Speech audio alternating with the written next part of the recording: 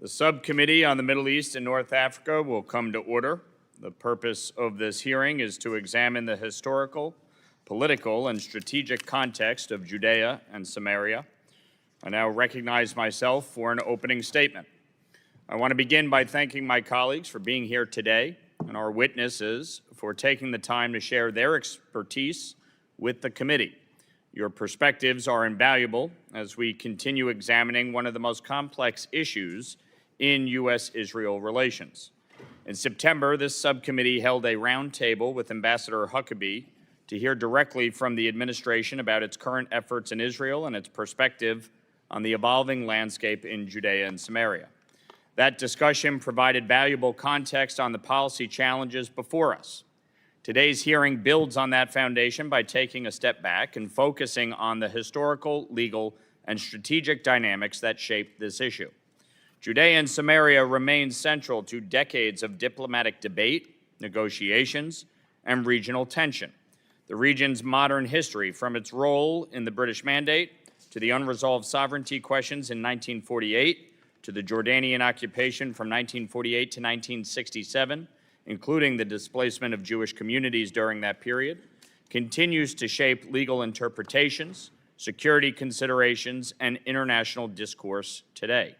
In recent months, international discussions about the future of these territories have accelerated. To understand this, we must also understand the historical context that led us to this point. Understanding the daily realities for communities in these areas, the security challenges they face, and the implications for Israel's broader defense posture is essential to evaluating U.S. engagement and future policy discussions. Our witnesses today bring deep historical, legal, and strategic knowledge. Their testimony will help clarify key facts, illuminate long-standing debates, and provide members with the nuanced understanding needed to assess U.S. policy moving forward. Ultimately, our goal is to ensure that American policy is rooted in facts, strengthen our relationship with Israel, and support long-term stability and security across the Middle East. I now recognize the ranking member from California, Representative Sherman, for an opening statement. Thank you, Mr. Chairman. I should explain that I am the acting ranking member until the gentlelady from Florida deals with some issues. And those of you on the committee know that I've been here for 29 years. I've been chair of ranking member of a variety of different subcommittees, and I look forward to filling in this role. As to this hearing, we can start with a map of Judea and Samaria, and we will see that during most of our history, the Jewish people were an inland people.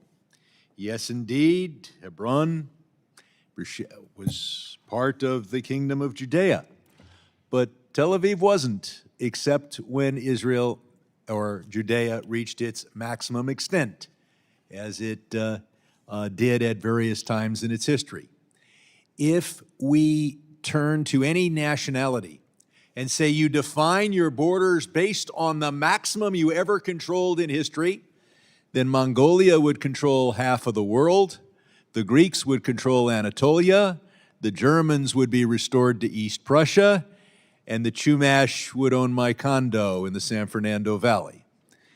The fact of the matter is that modern Zionism focused more on the coastal plain than the ancient Israelites or the ancient kingdom of Judea, that the borders in 2025 should be drafted based on where people live now. Otherwise, you can call Israel a colonial settler state. Now that ignores the Jewish tie to the land, albeit slightly different borders of ancient times, but it also ignores the fact that every group of human beings is a group of colonial settlers. That before there were Chumash in the San Fernando Valley, I'm sure there were other tribes. That before there were the Turks in Anatolia, there were the Greeks. That before there were the Poles in northern Poland, there were the Germans. And before there were the Arabs in Morocco and Egypt, these lands spoke Latin and Berber and Egyptian and Greek, and one of the greatest imperialist enterprises in the history of the world was the Arab Empire and the first and the second caliphates. So the question, it is interesting to study history. I spent a lot of time doing it, but history should not be guiding us. We shouldn't, as to resolving modern problems.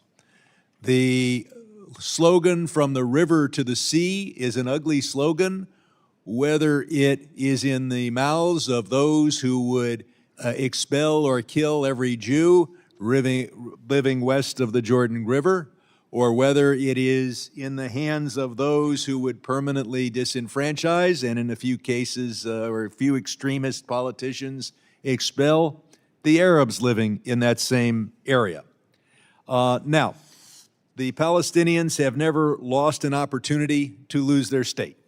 If we can put up the second chart, in 1947, the Jews of Israel accepted this 1947 map. As you can see, the majority of the populated areas are in the hands of the Arabs who now call themselves Arab Palestinians. So then we see the 1966 borders. We also don't have a map of it, but we see the Palestinian state that was offered by President Clinton with the approval of Israel in his last weeks in office. Again and again, to the amazement of the world, Palestinian leaders representing less military power demand total control of all the land. It is hard to recognize how unreasonable their bargaining position is, because we're used to the side that has the less military power accepting the more reasonable bargaining position. So I look forward to learning some history here, Mr. Chairman, but I am not going to focus my beliefs on how we should design peace in the Middle East on a discussion of whether the Samaritans were Jews or whether they're a separate group. And I yield back. Thank you to the ranking member. Other members of the committee are reminded that opening statements may be submitted for the record. We are pleased to have a distinguished panel of witnesses before us today on this important topic. Professor Eugene Kontorovich, the Senior Research Fellow at the Heritage Foundation, Mr. Morton Klein, the President of the Zionist Organization of America, and Dr. John Alterman, the Brzezinski Chair in Global Security and Geostrategy at the Center for Strategic and International Studies. This committee recognizes the importance of the issues before us and is grateful to have you here to speak with us today. Your full statements will be made part of the record, and I'll ask each of you to keep your spoken remarks to 5 minutes in order to allow time for member questions. I now recognize Professor Kontorovich for an opening statement. Chairman Lawler, Ranking Member Sherman, and honorable members of the committee, thank you for inviting me to speak on the topic of Judea and Samaria at this hearing. Let's start by discussing what is Judea and Samaria. It's a geographic name for the hilly regions north and south of Jerusalem. It's largely synonymous with the term West Bank, which the Hashemite Kingdom of Jordan gave to the area when it conquered it and annexed it in 1950. Regardless of the name, some claim that this territory is currently under belligerent occupation by the State of Israel, and the international law places numerous restrictions on Israel's presence and conduct there. I will explain how, according to the rules of international law applied everywhere else in the world, the territory is not occupied, and in fact, Israel has a strong sovereign claim to it. In May 1948, the mandate for Palestine came to an end, and the State of Israel was established. 5 Arab armies immediately invaded, seeking to prevent the establishment of the Jewish state. President Truman, however, promptly recognized, quote, the Jewish state proclaimed in Palestine.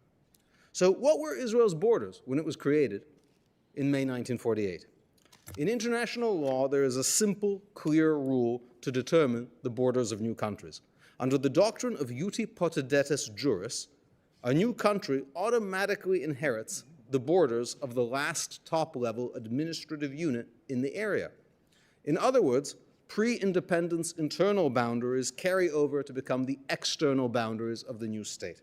The continuity of prior borders is the sole deciding factor, trumping fuzzy and hard-to-administer considerations like self-determination, and as the ranking member pointed out, historical title and historical presence. The rule is a matter of textbook international law, and the reasons for it are clear. Demographics and history give rise to multiple competing claims, whereas Iuti Prodedis provides a unique, unambiguous solution. Take, for example, Crimea. The territory had been part of Russia and the Russian Empire for most of the past several hundred years. The majority of the inhabitants were Russian speakers, yet the international community rightly considers Russia's annexation of the territory illegal and regards it as Ukrainian territory to this day. The reason is simple. It is the Iuti Prodedis juris principle. Nikita Khrushchev had redrawn the internal borders of the Soviet Union to place Ukraine in the Ukrainian Soviet Socialist Republic. It had previously been in the Russian Soviet Socialist Republic. A fairly arbitrary decision on his part. When the Soviet Union collapsed and the Ukraine became a state, it automatically inherited the borders of the last top-level unit, the Ukrainian Soviet Socialist Republic. So when Israel gained independence, the preceding geopolitical entity was mandatory Palestine, which included Judea and Samaria. That's not in dispute. So Israel's borders upon independence automatically extended to all of the mandatory territory it succeeded to. Indeed, throughout the Middle East, Lebanon, Syria, Iraq, Jordan, the states that had been League of Nations mandates to this day still have the borders of the mandatory territory. In each of these countries, the mandatory borders were drawn in ways that included discontented minorities, unhappy to be part of the larger state, be it Muslims in then Christian Lebanon or Kurds in Iraq. But in none of these cases have such arguments been seen as a reason to redraw the new borders. Now, Jordan and its allies failed at wiping out the Jewish state in 1948, but they did occupy much of Palestine, including Judea and Samaria. It ethnically cleansed every single Jew from this area. When Israel took these areas in 1967, it was not occupying foreign territory, but rather taking territory to which it had sovereign title since 1948, sovereign rights. Imagine if Ukraine dislodged Russia from Crimea. Would anyone say that Ukraine was now occupying the Crimea because Russia had administered it for so long? The neutral application of these rules can be clearly seen in the Karabakh conflict, a majority Armenian region within Azerbaijan with a deep Armenian history. Armenia took control of it in a war with Azerbaijan at the time of the country's independence in the early 90s. Yet since Baku captured the territory in 2023, no one treats it as an occupying power. The reason is simple. Karabakh had been within the boundaries of the Azeri Soviet Socialist Republic and automatically becomes part of the state of Azerbaijan. So under widely agreed international rules, Israel has sovereign rights to the territory. The legal principles are not controversial. Some just want to create a unique carve-out for the Jewish state. To conclude, let me turn to practical applications. Some who believe the road for peace depend on the creation of a sovereign Palestinian state may worry that the legal analysis here prevents that. That is not the case. The law is neutral to diplomatic solutions. Israel's sovereign rights to the territory does not prevent and indeed enables it to cede some or all of it for the creation of a separate Palestinian state. What the legal analysis does make clear is there is nothing about the 1949 armistice lines that make them the legally mandated or even presumptive borders of such a state. I thank you for your time and attention. Thank you, Professor Kantorovich. Thank you, Professor Kantorovich. I now recognize Mr. Klein for an opening statement.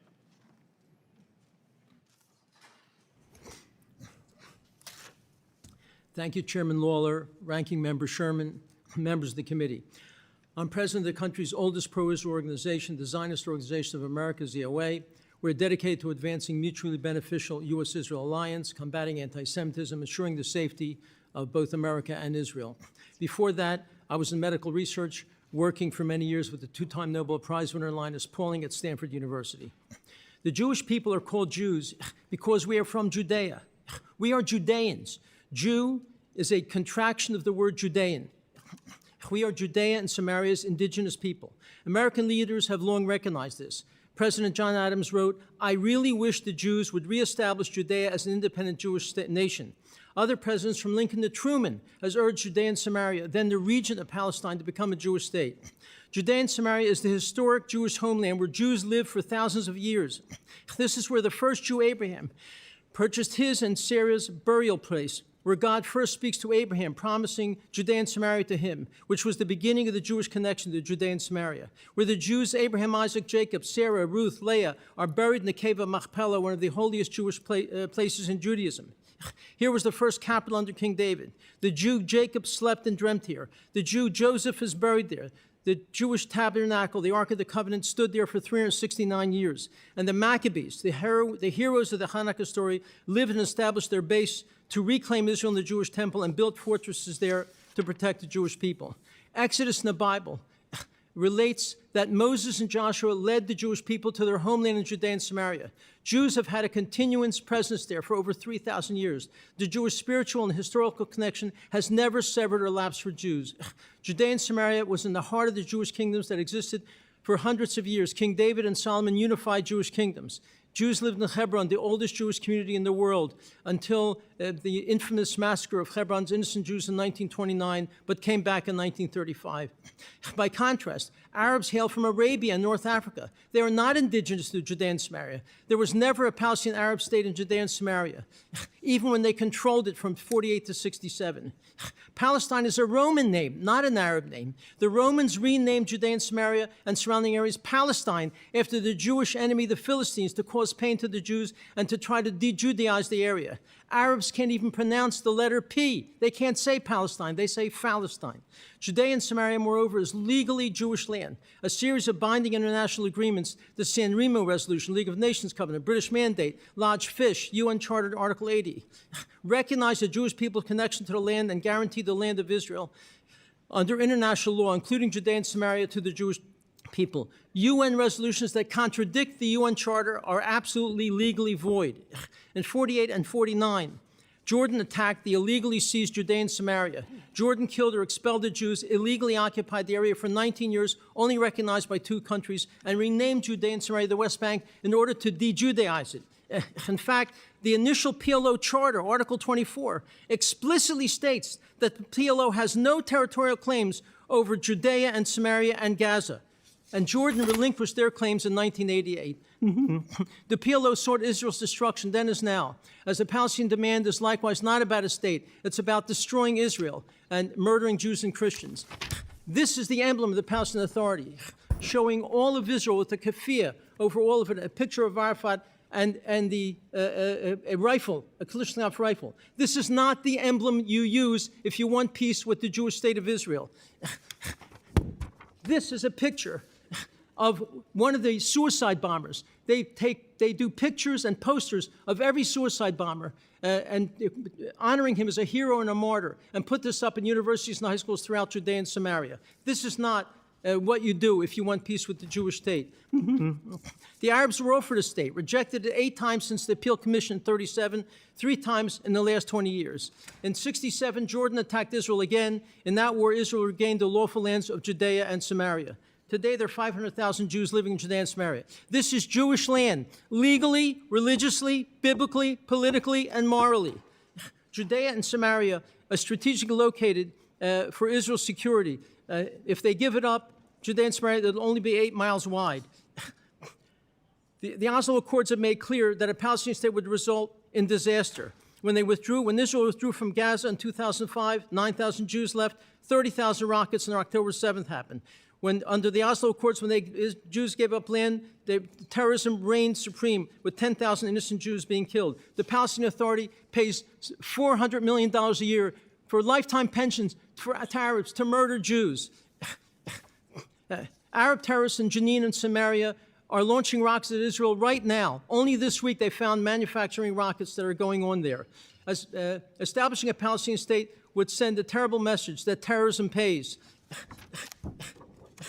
There are 21 Arab states and 1 little Jewish state. That's the yellow. It's 600 times the size of the Arab world. We need peace.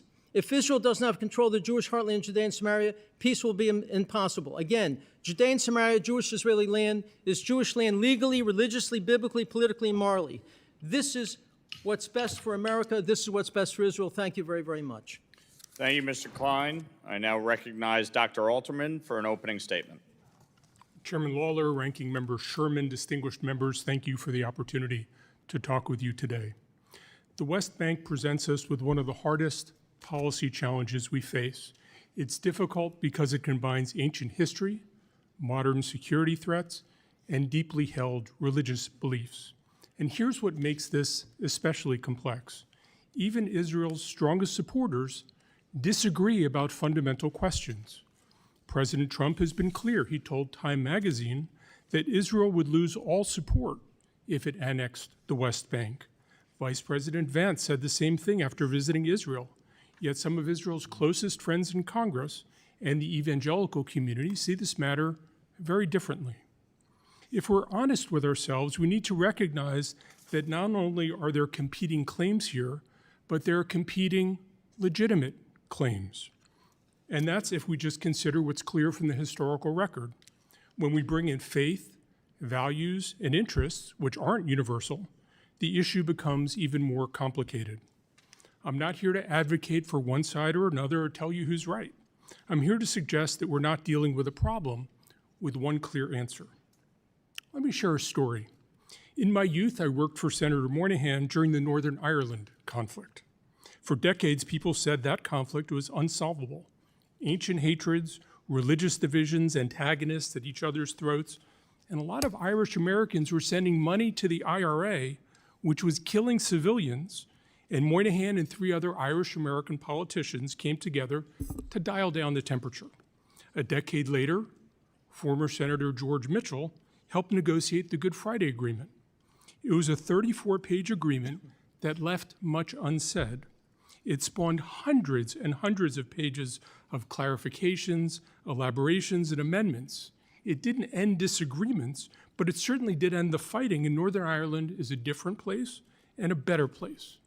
That should be our principal goal, not finding a solution to this conflict today, but creating conditions where solutions become possible and then become real. Right now, we're headed in the wrong direction. When Hamas attacked Israel on October 7th, it wanted to isolate Israel in the world, end Israel's normalization with Arab countries, and make everyone lose hope. We cannot let them win. Israel worked hard for international acceptance since its founding. The Abraham Accords showed how previously unimaginable things are possible. But while some Israelis covet the lands of historic Judea and Samaria, 3 million Muslim and Christian Arabs live there. About 20% of Israeli citizens are already non-Jewish Arabs.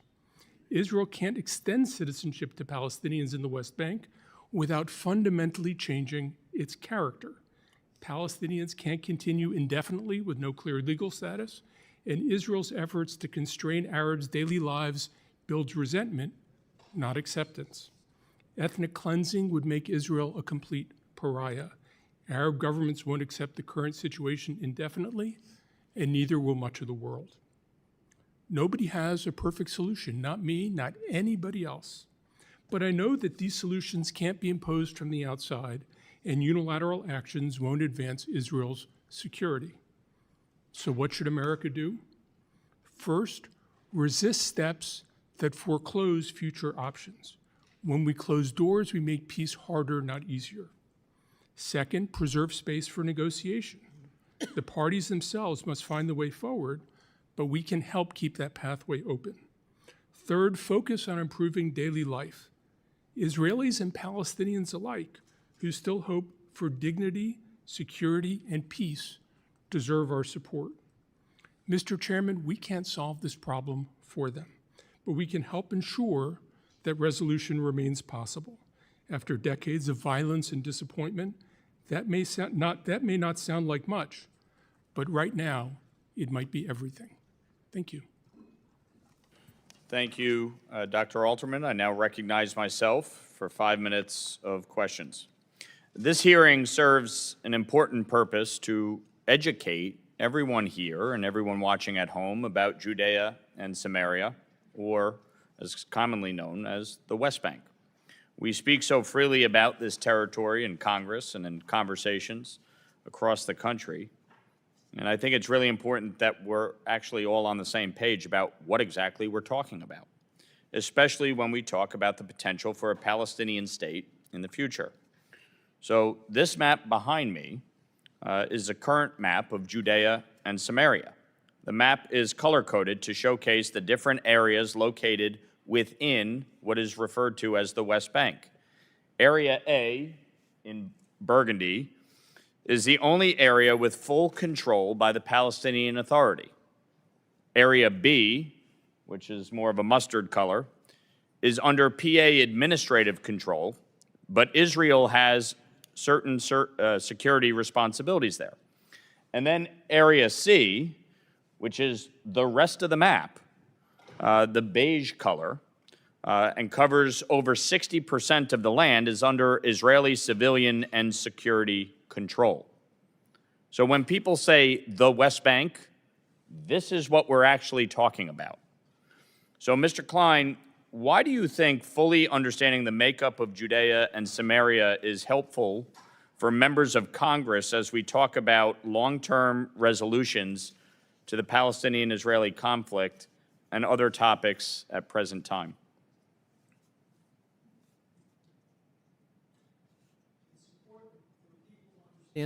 Sorry. Thank you.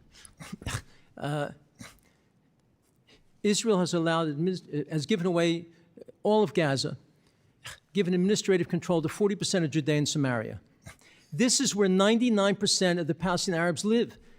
They live under their own rule. Nobody is occupying them. They have their own parliament, their own TV and radio, their own media, their own police force, their own businesses. It's important for people to understand this.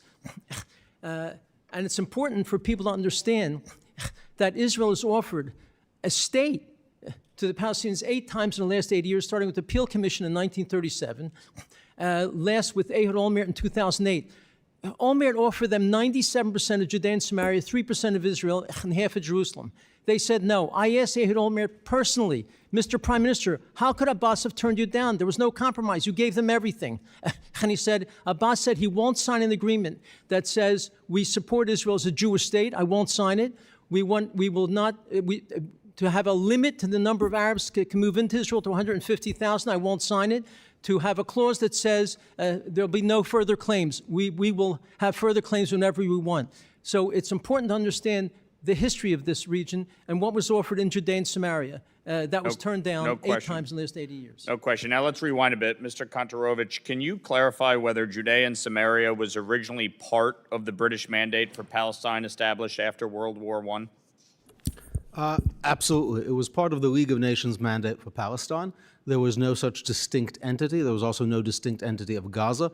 The current shape of it, with its weird curves and bubbles, are simply as far as the Jordanian and Iraqi armies got towards their eliminationist drive towards the coast. So when the British mandate ended in 1948 and the State of Israel was declared, how was sovereignty over Judea and Samaria determined, or was it left unresolved?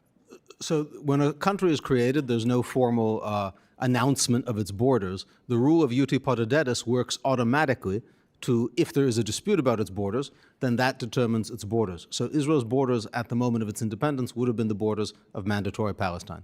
And who took control of Judea and Samaria following Israel's independence in 1948, and under what legal framework did that occur? The Jordanian army, the Arab Legion, along with Iraq and Saudi Arabia, who are helping them, under the framework of an invasion that was not recognized as lawful, an aggression. And to what extent do past international frameworks or negotiations such as Oslo and subsequent agreements still shape realities on the ground today?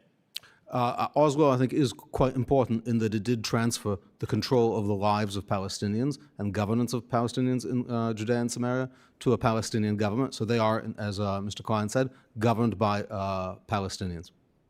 Within 40% of what is referred to as the West Bank. Which happens to be where most of them, in fact, live. Now, it's true that many of them have been trying to move into Area C on the theory that they already have A and B locked down. Now let's try to take control of Area C. Demographics does not hold still. Time does not stop. Thank you. I now recognize the ranking member, Mr. Sherman, for 5 minutes. Thank you. Mr. Klein, you point out that some of the greatest Jews in history lived in the West Bank, near Hebron, and elsewhere. But I would, it's my time, Mr. Klein. I would point out that some of the greatest Greeks in history lived in Western Anatolia and in Alexandria, a city founded by perhaps the greatest Greek of all, Alexander. Some of the greatest Greek temples to their false gods were built in Alexandria and in Anatolia. This does not mean that I support Greek annexation of northern Egypt or western Turkey. Our first witness, Eugene, you go through a list of places where you look at the previous borders. I'd point out that the U.S. rejects that when it comes to Kosovo, which of course was part of Serbia in the Yugoslav Federation.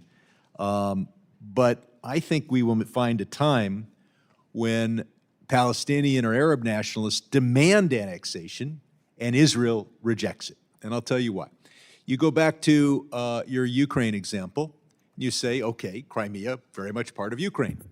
It was inhabited mostly by Russian speakers, a lot of Tartars. During the decades in which Kyiv controlled Crimea, were the Russian speakers disenfranchised or given the full franchise? Yes or no? It's a very simple question. Is that a question? Yeah. They were allowed to vote in Ukrainian elections. Right. And could you imagine what would happen in the Knesset if everyone living on the West Bank and Gaza were able to vote? I think that would be a civil war in Israel. So annexation without enfranchisement is not something that the United States has ever supported. But I'll point out that I think Donald Trump was very clear when he said in September, I will not allow Israel to annex the West Bank. I will not allow it. It's not going to happen. And while some have argued that you don't need to annex the West Bank because it's already part of Israel, clearly that's not what President Trump had in mind.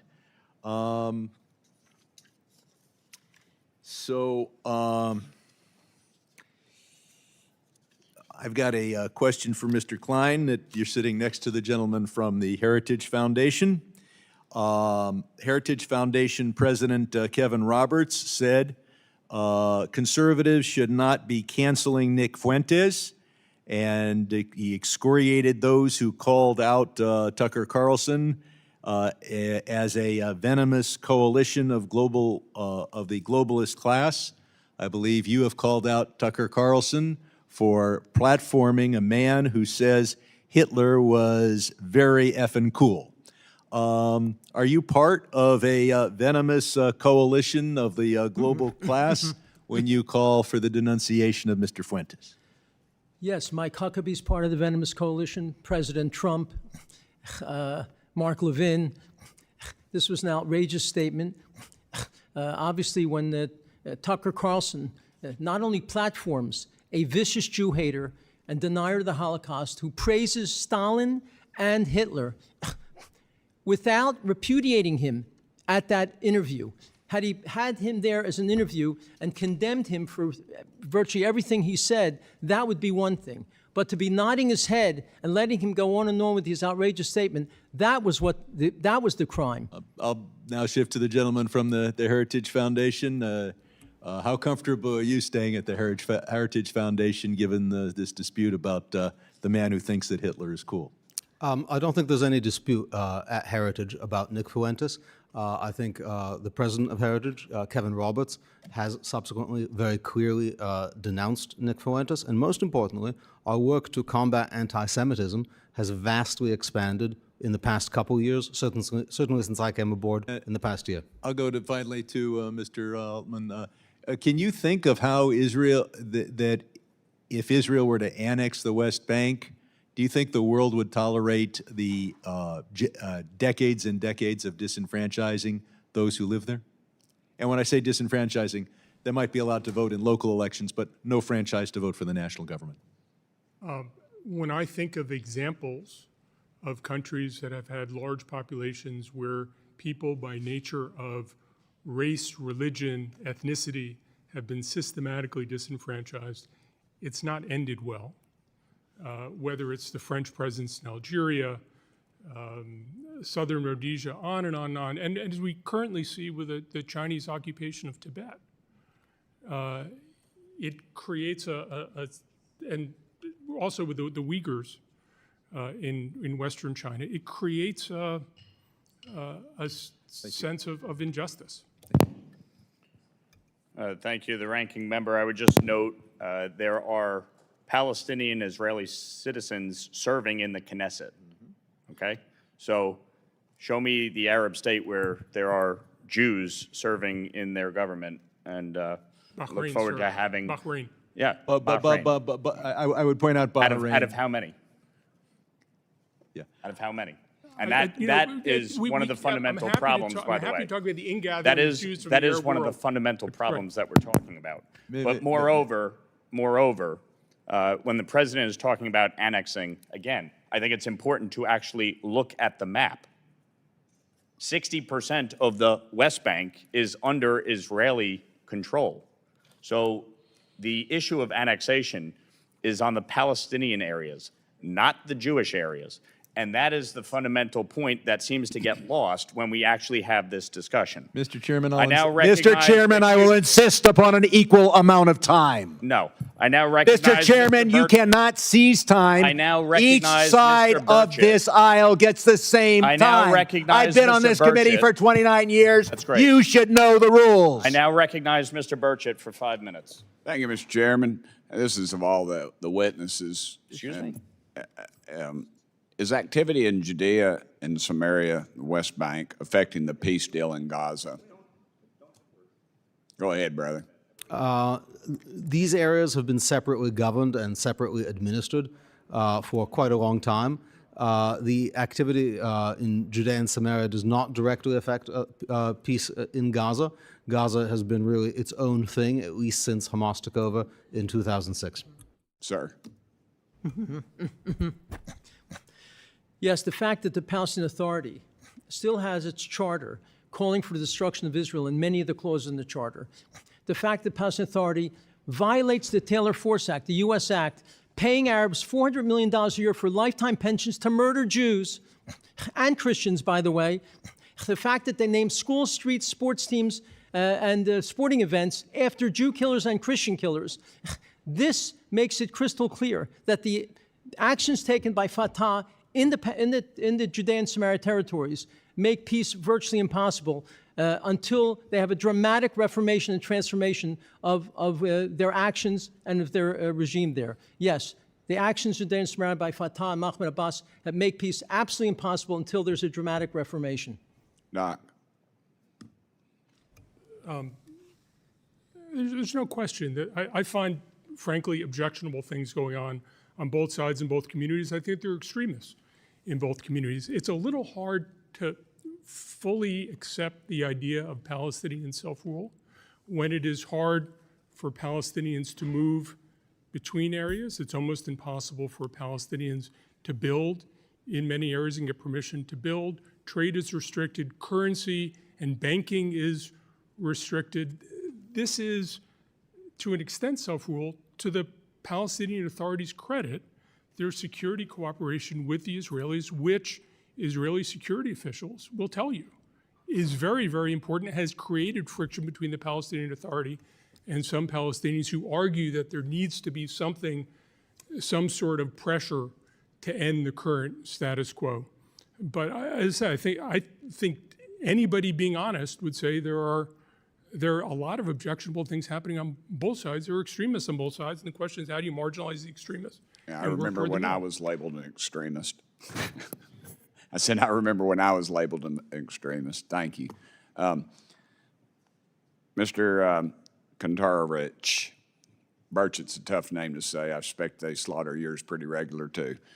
Why is the area referred to as Judea and Samaria now and no longer the West Bank? First of all, different people do call it different things. Judea and Samaria is a historical name. It's also, I think, important to know the name the United Nations actually used to refer to the area as late as 1947. West Bank was a term substituted by Jordan because it's to the west of Jordan. With the end of Jordanian occupation, there's no reason to call it the West Bank, and it makes sense to revert to its natural name, Judea and Samaria. Okay. And what do you think the regional partners think of the debate over this area? What do the regional partners think? So obviously, some of them, for example, Egypt, some of these countries are still mad that they lost a bunch of wars to Israel and are happy to continue any situation which weakens and undermines Israel. So they're happy to support, entities and elements that are going to commit terror against Israel. All right, you each got about 20 seconds to answer this. I'll start with you, brother. What's your opinion on how to get this resolved? Diplomats always talk about ripeness. I think it's not ripe now. The most important thing now is... Hug that mic, I can't hear you. I'm sorry. Diplomats always talk about ripeness. I don't think this is ripe to solve. I think the most important thing is to keep either side from taking steps that foreclose solutions and working toward progress in the future. Sort of a détente, I guess. Sir? Mike, here you go. There must be an immediate demand for a reformation of the Palestinian Authority, for them to stop having children, like this beautiful Arab girl saying, what could be better than going to paradise? Promoting suicide bombings, that must be stopped. To change their stationery, which shows all of Israel as Palestine, that must be stopped, and their atlases. So that's what must be emphasized. You have to start fighting terrorism, stop paying Arabs to murder Jews and Christians. Real quick. Yeah, I'm not a believer in a solution, but there's a reason we're at this place, because every time the Palestinians say no to a state, as Mr. Sherman has said, they are rewarded with a more generous offer. You need to turn that dynamic around. Every no, Thank you. it's less. Thank you, Mr. Chairman, and thank the people in the crowd that are paid $15 to disrupt and distract us. I thank them as well. Thank you, brother. Thank you, Representative Burchett. I now recognize Representative Keating for 5 minutes. Thank you, Mr. Chairman. This is a congressional hearing of the United States of America. I'd like to focus on our position, what we're doing, what we can do to help. And when I say what we can do to help, I mean to bring peace in the region. So I'd like to ask Mr. Altman, could you comment on, which is like a half century of U.S. policy where a two-state solution during that period has been first and foremost. And can you tell us your opinion if there can ever be anything that would interrupt this cycle of violence and killings that occur that wouldn't involve regional partnership in that solution? I do. Let me make 2 points. One is that one of the things I've heard a lot from people in government is sometimes if you have an insoluble problem, the way to solve it is to enlarge the problem. And I think the instinct of creating more regional support is a good instinct, which has started under previous administrations, which the Trump administration has quite admirably furthered and embraced, and I think that's part of the solution. The other thing is we've actually been pushing a two-state solution since the 50s. The Anderson mission in 1955, 56, we go way back on this issue. And I think that we have to think less about how do we draw the border, and we have to think more about how do we create a two-state solution that changes the meanings of some phrases, and the phrases you have to change are two and state and solution. I think traditionally thinking of states in normal ways with impenetrable boundaries, I don't think that's going to Okay, so work. along those lines, prior to the horrific, disgusting attacks on October 7th, was there great progress in moving along those lines you were talking about, where other countries in the region were buying into normalization for Israel, and wasn't there really an area of great progress in your opinion? There was a lot of progress, and one of the things that Hamas was trying to do was to undermine that normalization. I think that the Saudis, frankly, are ready to move in that direction. I think we're looking at a very different relationship with Syria, a very different relationship with Lebanon. The prospects are there. There's a problem with Palestinian leadership, no question. I think there's also a problem with Israeli Just on a leadership. geographic basis, I mean, the capital of Jordan is 25 miles away from the West Bank borders. And when you have this kind of internal insecurity that's occurring here and the violence that's really, frankly, not being addressed and stabilized, how does that affect Jordan? Jordan's very concerned about 60% of the Jordanian population is of Palestinian origin, and they're very concerned that either instability and influx of more Palestinians into Jordan would disrupt that balance. That would create not only problems for us, we have a lot invested in Jordanian security, but also for Israel, which has built a security relationship with Jordan since and the really, creation. the center of much of this effort for regional participation and really looking for a way to break that cycle has been Saudi Arabia. And that's been a focus of the current administration, prior administrations in trying to deal with this. But they support a two-state solution as a requirement. And can we move to that normalization without addressing this? And the other issue is, you know, we put a lot of time and, you know, working to support the Abraham Accords. This violence, it can unravel these regional partners. What's the effect on the Abraham Accord if this continues the way it is now? Well, I think the Abraham Accords may splinter. One of the goals of the Saudi visit when the Crown Prince was here was to divorce the U.S.-Saudi bilateral relationship from normalization with Israel. Their feeling is they were successful in doing that, partly because of the sense of where annexation and other things are and how alarmed the Trump administration is at their prospect. So the history lesson might be enlightening to some, but I'm really keen, and as a member of the U.S. Congress, trying to deal with peace and bring peace to the region, how important this is. And I just wanted to take my time to underscore this is what we should be talking about. Not looking backwards, but looking at the present and looking at the future in very pragmatic terms. I yield back. I now recognize the gentleman from California, Mr. Issa, for 5 minutes. Thank you. And I'm going to pick up where my colleague left off. You said two things. First of all, you paraphrased Eisenhower, who was the father of make the problem bigger. To solve a big problem is draw it larger, which President Trump has done in some not small steps. However, you also said we need to stop saying two-state solution. Is it fair to say that the two-state solution that once had a Pakistan that was in two parts with India in between is an example of a two-state solution that didn't work?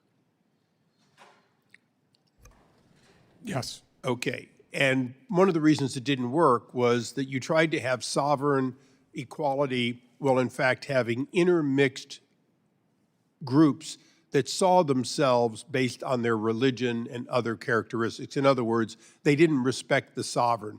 A Muslim Indian and a Hindu Indian versus the same groups or others in Pakistan, isn't that a corollary to what we have today outside of Israel, where most Arab Israelis consider themselves Israelis and have somewhat integrated?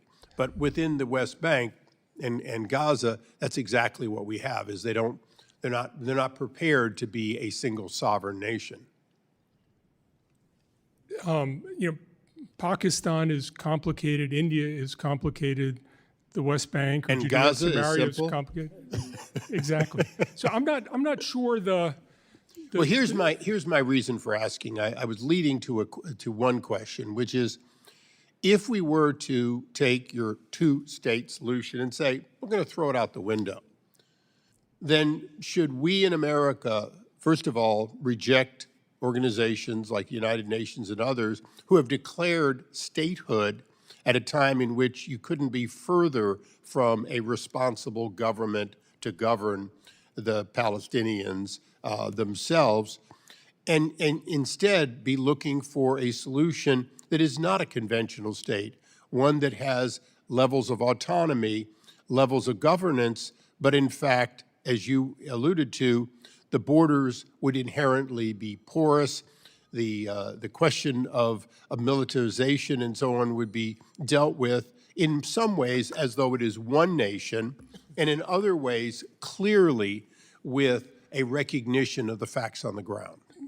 But the other piece of this, which actually makes me a little uncomfortable, but I think is a reality, is Israel's complete sovereignty is going to be compromised. That's the meaning of working out a different meaning of state, that Israel's ability to unilaterally make decisions about finance, about security, about all those things would also be subject to some sort of outside Well, let me go to the other adjudication. witnesses, because I think I get what you're saying, but I also saw their heads moving. Finding a solution that provides sufficient sovereignty, sufficient control, but recognizes this intermixing of people and respects the fact that, for better or worse, there is a functional government in Jerusalem and there isn't in Ramallah.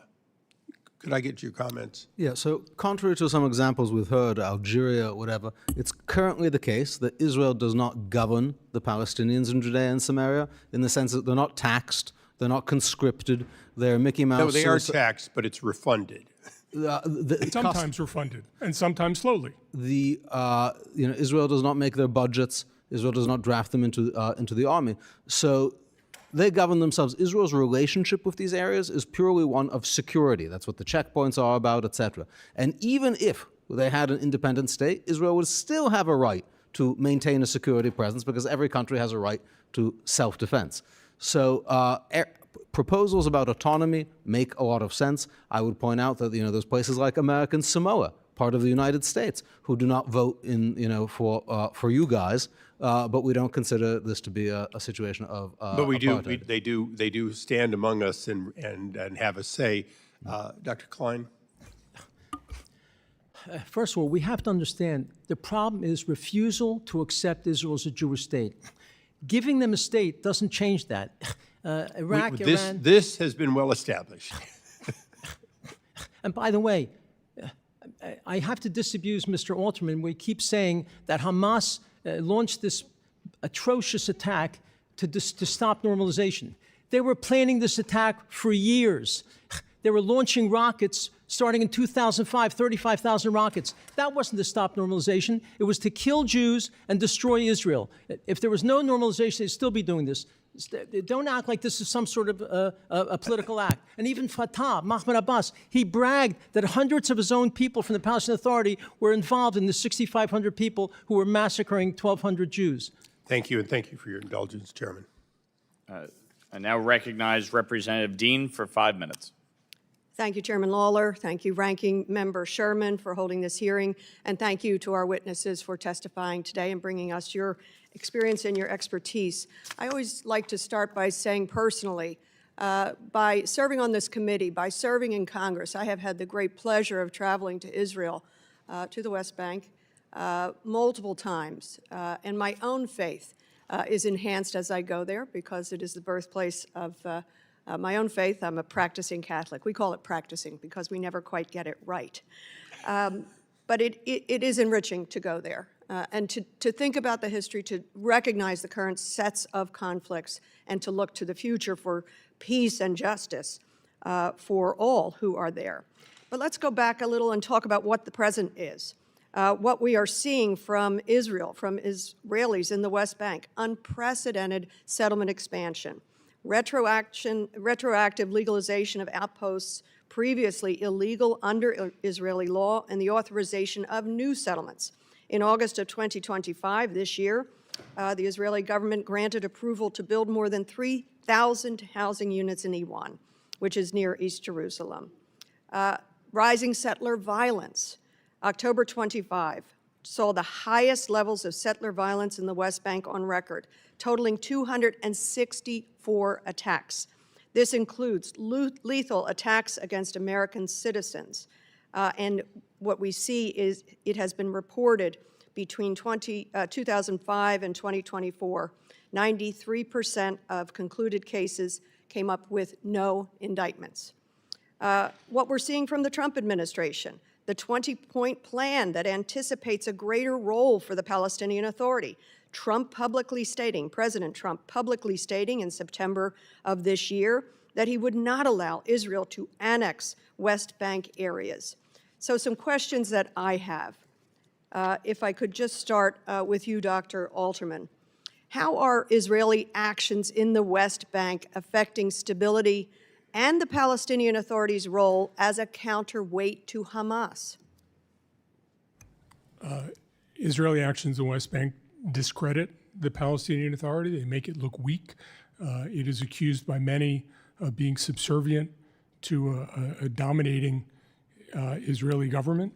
And I think one of the challenges that Mahmoud Abbas has had is the feeling from Palestinians is he's never really been able to deliver anything. He's delivered things to Palestinians. He's been able to deliver things to the Israelis. He has about a 13% approval rating, which is pretty stark. And I've been there, as I said, and asked leading members of the coalition, the Netanyahu coalition, about settler violence, for example, or settler expansion, and they've denied it, literally using the word, as well as the opposition leader too, using words like, oh, that's just one rogue actor. This denial that it is even going on. What am I to make of that? I think it goes on. It's hard to understand exactly how much outside of a classified realm. I'm sure that the U.S. security coordinator and the intelligence community has a much better idea of separating truth from fiction there. There's no question in my mind that there are some groups in the West Bank who not only believe that they have a religious justification for being there, but argue that there's a religious justification for terrorizing Arabs. There are a lot of passages in the Bible, in Deuteronomy, in 1 Samuel, that talk about defeating enemies, defeating Amalek, killing, and a minority, a small minority, but a real minority, thinks that those are relevant to the current situation. I certainly remember being in a synagogue after 9/11, and somebody interrupted a rabbi and said, who was talking about what to do, and said, the Bible says you should kill these are Amalek, the Bible says you should kill Amalek. That is a view. Thank you, sadly, but it's important to understand that. I want to connect, and I think Mr. Sherman was asking about this also, and I appreciate your history of the troubles in Northern Ireland. What can we say? You know, I think there's interesting parallels here to other territorial conflicts, for example, Russia-Ukraine. Can you make some comparisons? I think President Putin argues that Ukraine has a historic linkage with Russia, that it's historically part of Russia. President Eisenhower, if I can invoke him again, Mr. Ice has left, President Eisenhower argued in the 1956 Suez Crisis, the U.S. should push back against its allies, France, the UK, and also against Israel coming into Egypt, because if we don't stand by international principles, if we don't push back on aggression, we will have to fight everywhere all the time. It is easier to defend Ukraine's sovereignty if we're consistent defending sovereignty. Thank you. Gentlelady's time has expired. I now recognize Representative Jackson for 5 minutes. Thank you, Chairman Lawler, and thank you to our witnesses for being here today and for your time. Thanks to the incredible work by President Trump, Secretary Rubio, and the entire administration, all of the living hostages in Gaza have come home, and a comprehensive peace plan between Israel and Hamas is now in place. Now, the thoughtful implementation of the peace plan is key to the long-term success, and I'm committed to working with my colleagues in Congress, the administration, and all of our allies to ensure that this plan is executed effectively. In February, the Palestinian Authority reportedly ended its pay-to-slay program, also known as the Martyrs Fund. And as many of you may know, I've been key in providing legislation to try to stop this during the last administration, and went so far as to sue President Biden over his refusal to enforce U.S. law in the form of the Taylor Force Act. Now we find that the Palestinian Authority has replaced it with a welfare program that allocates aid to families based on economic need, supposedly. Despite this reform, the same households that receive payments from the pay-to-slave program now qualify for the newly created welfare program. This raises the question, are these genuine reforms, or are these simply the Martyrs, is this simply the Martyrs Fund rebranded? So, Professor Kantorovich, how should Congress and the Trump administration evaluate the success of the reformed stipend system? And is there a tangible difference between the Palestinian Authority's pay-to-slave program and the new welfare payments that we are seeing? Of course, there's no difference because there has not been a change of heart and a change of mind. There is a desire to try to comply with U.S. legislation to allow funding and to say that they've reformed, but nobody believes they've changed their views. And it's crucial to point out that the 20-point plan, the comprehensive plan for Gaza, which you point out only allows the Palestinian Authority to have any role in Gaza once they have completed a thoroughgoing slate of reforms, and they're like at day zero, I would say, at this point. Thank you. Mr. Klein, did you have anything to add to that?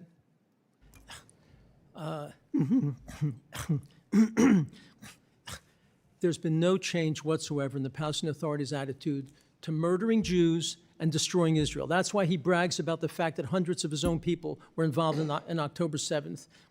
And we need to put enormous pressure for a major change in the Palestinian Authority. And with your permission, I have to say, I urge all of you to read the Regavim report, 125-page report, which totally destroys the lie of settler violence. It is extremely minimal. And these are false statements made by anti-Israel NGOs and the anti-Israel UN. This is absolutely false. And also, there's been almost no settlements built since Oslo began in 1993. Israel occupies 3 to 5% of Judea and Samaria. So this is one of the big total nonsense lies. And if there was a deal made when Israel's offered a state 3 times in the last 20 years, if they accepted that, there would be no discussion of this. They turn it down because they won't accept Israel as a Jewish state. Let's look at who is responsible for the constant lack of peace in the Middle East. It's the Arabs, not Israel. Thank you, Mr. Klein. I have one more quick question, see if I can get it in real quick. The Palestinian Authority has continually supported terrorism and militant activities against Israel while rejecting peace proposals within the country. Step 9 of President Trump's 20-point Gaza peace plan hinges on the Palestinian Authority completing necessary reforms in order to govern the public services and municipalities in Gaza. But the PA has a long record of taking actions to directly undermine regional peace and security. Once again, Professor, what makes this agreement different from past attempts at peace, and what reforms do you believe are the most important for the Palestinian Authority to implement to ensure lasting peace? Yeah, so this agreement, the 20-point plan, in no way guarantees the PA a role, right? It provides conditions for when they may have a role, and as always, it's up to them to step up, and if they don't, they have no one to blame but themselves. Thank you. Thank you.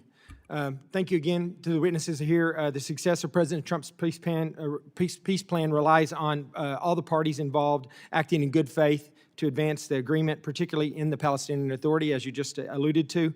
I look forward to working with the President to fully implement the peace in the Middle East, and I welcome working with anyone who is committed to ensuring the same. Thank you, Mr. Chairman. With that, I yield back. Thank you, Representative Jackson. I now recognize Representative Schneider for 5 minutes.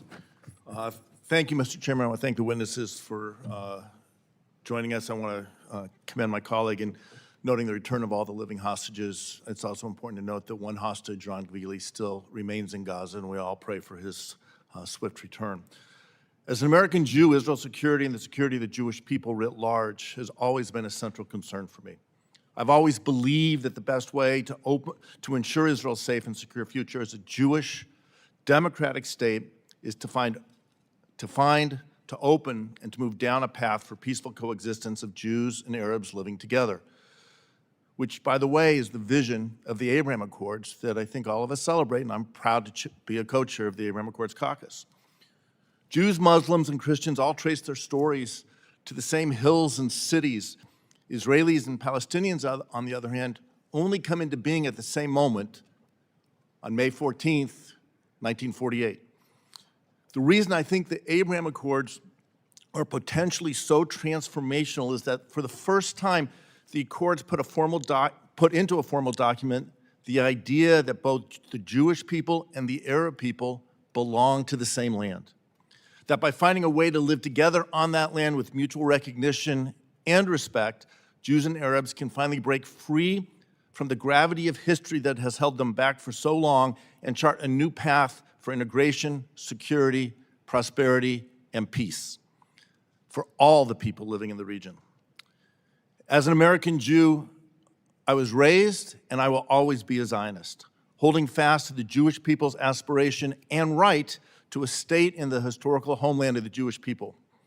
That doesn't mean the denial or the dismissal of the Palestinians' similar aspirations, which is why I believe that peace includes ultimately a negotiated two-state solution. The Jewish democratic state of Israel living in security, prosperity, and peace with a demilitarized Palestinian state. Not something that will be there tomorrow, not even in the near horizon, but something out in the future, which is why I oppose unilateral annexation. President Trump has also said plainly that he will not allow Israel to annex the West Bank. Vice President Vance backed him up, stating the policy of this administration of the West Bank will not be annexed by Israel. Secretary Rubio has warned that record levels of settler violence in the West Bank risk derailing the Gaza ceasefire and the 20-point plan that bears President Trump's name. Even Ambassador Huckabee, who proudly calls this land Judea and Samaria, has also highlighted settler violence, real, actual settler violence, following attacks in Teba. My question, I'll start with you, Mr. Klein. Why is it, can you explain your disagreement with President Trump's firm opposition to unilateral Israel annexation of the West Bank? The 60% of the territory that is not under Israel's administrative control contains almost no Arabs.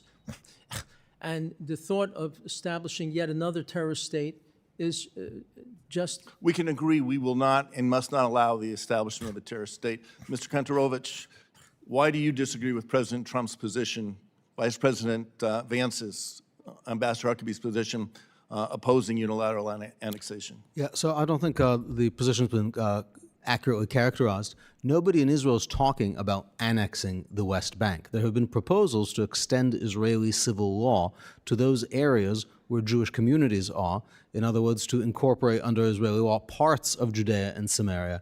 President Trump's plan is consistent with his 2020 vision for peace, where Israel would, in fact, expand Israeli civil jurisdiction specifically to those areas, and it seems his comments were simply a reaffirmation of that. That's how I understand it. To be fair, I think his comments were clear. There will not be annexation was, I believe, of exactly the West Bank. Thank you. Dr. Alterman, let me turn to you. As we're looking to the prospects for the future, the Abraham Accords, which were signed in 2020, I was privileged to be on the White House lawn for that signing, faced a severe test in the war over the last 2 years, but it survived that test. It upheld the test. The relations remain and the possibility remains for the future. In the last 30 seconds, can you touch on why it's so important to preserve the path to peace and the opening that the Abraham Accords provided? I think for real security reasons, economic reasons, psychic reasons, an Israel that is genuinely embedded in its region is an Israel that is profoundly more secure, more prosperous, and where Jews and Arabs alike can live side by side in peace and security. Thank you. And just in closing, if you'll indulge me, Chairman, Abraham Accords are opening a new possibility to the entire region, but it is beyond the region. We can look at the India, Middle East corridors that are providing prospects for a broader region from India through the Middle East onto Europe. We need to hold that onto those possibilities, and we need to ensure this moment that is a historical moment, not of 100 years, but I would argue of history, to find a path to peace has to be reserved, and we have to work together to keep that open and move down that path. I yield back. I now recognize Representative Kane for 5 minutes. Thank you, Mr. Chairman, and thank you to our witnesses for being here today. America's partnership with Israel is of critical importance. I appreciate our witnesses taking the time to discuss the current situation in the region. Professor Kantorovich, as the peace process continues to unfold, the international community must remain vigilant to ensure the full implementation of this peace plan. How does the United States work with the Arab partners to more effectively press the Palestinian Authority to advance reforms to counter terrorist threats? So nobody can force the Palestinian Authority to do anything other than, to be who they're not. Unless they have a fundamental change of conviction, it's going to be impossible for them to reform. And I want to say the Palestinian Authority has always had the position that any state that they want should begin free of any Jews. That's a very fundamental position. That's a position completely at odds with the idea of this is a land that belongs to everyone. So, until they download a different ideology, I think it's going to be very hard for them to move forward. And the pressure really needs to be on the ideology and the belief system that leads them to act. They didn't accidentally adopt pay for slay. It wasn't a mistake. It was a consequence of deeply held beliefs. And if they still hold those beliefs, they will continue to try to act on them. Professor, the partnership between the U.S., Israel, Greece, and the Republic of Cyprus, sometimes referred to as the 3+1 partnership, offers a strategic opportunity to counter terrorism in the Eastern Mediterranean. As the peace plan moves forward, how can the United States and Israel leverage the 3+1 partnership to support Israel and to promote peace in Judea, Samaria, and across the Middle East? So I think you're absolutely right that we see now a fundamentally different situation in the Eastern Mediterranean from what anyone could have imagined. Israel is now exporting gas through Cyprus, and the partnership with Greece and Cyprus is crucial. And I think it's important that they, not just other countries in the Eastern Mediterranean that are very active and vocal, play, a crucial role in ensuring security in the area. Thank you. Mr. Klein, what steps can Congress take to promote strategic partnerships in the Middle East that bring lasting peace to Israel? Well, first of all, we should make it clear that there'll be no funds coming to the Palestinian Authority until they begin to do what happened in 1945 after World War II, where we denazified the Nazi regime. We have to denazify the Palestinian Authority. We should start with America demanding that the Fatah Charter, not the PLO Charter, the ruling party charter, which states, quote, "We oppose any political solution offered as an alternative to demolishing the Zionist occupation in Palestine and the eradication of the Zionist economic, political, military, and cultural existence." The first thing Congress should do is demand that that Fatah Charter be publicly changed. And of course, to stop naming schools, streets, and sports teams after Jew killers and Christian killers. That's what Congress should be doing. We should be talking about how this regime does not support the right of Israel to exist as a Jewish state. That's why when they were offered everything, they said no. Congress must be talking about that and start criticizing this regime. I don't hear it from Congress, and I'd like them to really start. Professor Kontorovich, your insights in that regard? I think I will, I don't have much to add on that one. Okay. Thank you. So, Professor, what steps, excuse me, can you describe how the United States and Israel are working together with allies in the region to implement the peace plan that's been agreed to by all parties? Yeah, absolutely. The comprehensive plan for peace is a fundamental breakthrough. It has seen the return of all the living hostages. It has seen a massive reduction in hostilities. At the same time, Hamas is still there, and it's important to just start reading the plan from the beginning. And point one is Gaza is going to be a de-radicalized, terror-free zone, for the benefit of the people who live in Gaza. And the demilitarization of Hamas needs to happen. It's not something that could be deferred. It's perhaps the hardest part, but Gaza will not succeed if terror groups hold arms and weapons, and that is the fundamental essence of the plan, and no one can be distracted from that. Thank you to all of our witnesses for appearing here today. Mr. Chairman, I yield back. Thank you, Representative Kane. I now recognize Representative Fine for 5 minutes. Well, thank you, Mr. Chairman, and thank you for letting me wave on today for this important subject. I'd like to perhaps give my perspective on all of this, because I think it's important, and maybe I'll have a couple questions. In 1948, two states were created as the British left that part of the world. There was an Arab state in Jordan, and there was a Jewish state in Israel. But the Arabs could not be content with those two states. They decided they wanted to have one, and a war broke out, a war that has gone and starts and stops ever since.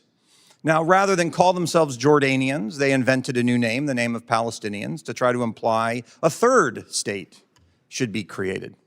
And in 1967, that war that started in 1948 continued, and Israel won territory back from the Jordanians. Now, in the United States, when we fought wars and we have won territory, we generally keep it.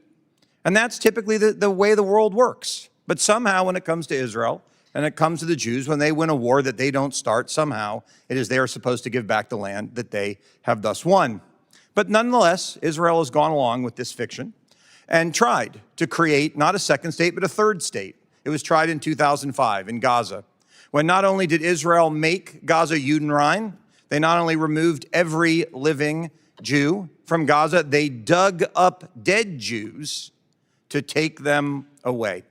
And they said, here you go, Gaza, enjoy your border with Egypt, enjoy your access to the ocean, go live long, prosper, turn yourself into a Dubai or a UAE. And we saw how that worked out. Water pipes, instead of being used to make water, were turned into rockets. Concrete, instead of being used to create schools, were turned into tunnels. So despite the fact there effectively was a third state, the state of Gaza, we saw how that turned out.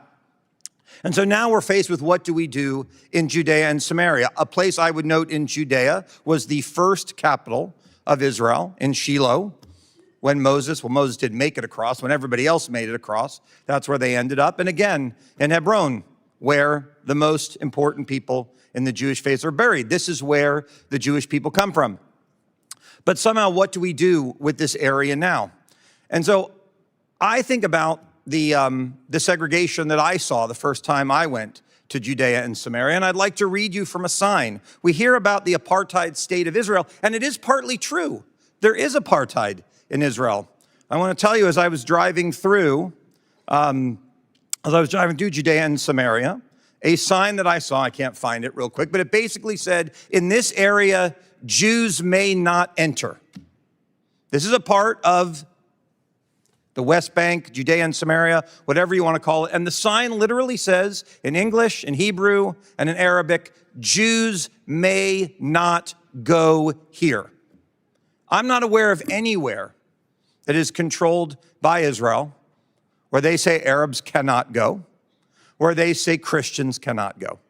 So my question, I guess, to you, Mr. Klein, is when you are dealing with a group of people who continually call for the destruction of the state of Israel, who are okay with signs that say Jews may not enter these areas, we want to be free of Jews, how do you make peace with that? How do you create a long-term solution with that? Or is there another way that we have to go? Of course, the reason Jews are not permitted to go there is because there's a huge likelihood that they'll be murdered by Arabs who live there. Arabs can walk anywhere they want. There's no problem, no danger. I'll say something that really the president of Egypt first said, al-Sisi. He said there needs to be a reformation of Islam. A reformation of Islam which accepts Israel as a Jewish state, which no longer promotes violence and terrorism, which so many of the imams promote, and nobody wants to talk about. They're afraid of being called Islamophobic. I'm not afraid of that. And there has to be as President Trump demanded, a reformation of the Palestinian Authority. And we should be demanding now, not say now. I hear rumors that they're going to wait 2 years for them to disarm. They have to disarm right now, Hamas. They have to know they're going to get nothing unless they start transforming their ways. So, Thank you. There has to be a reformation, really, of Islam. And as my time comes to an end, I would simply say this. I don't know how you make peace with those who seek your destruction. I think you destroy them first. Thank you, Mr. Chairman. I yield back. Thank the witnesses. I do want to recognize two distinguished members from Israel that are here, from Judea and Samaria, Governor Yossi Dagan and Governor Israel Gans. Thank you both for being here today. I want to thank all of our witnesses. The ranking member does not want to proceed with the second round of questioning, so we will adjourn the hearing. But I want to thank all of you for your valuable testimony. The members of the subcommittee may have some additional questions for the witness, and we will ask you to respond to these in writing. Pursuant to committee rules, all members may have 5 days to submit statements, questions, and extraneous materials for the record, subject to the length limitations. Without objection, the committee stands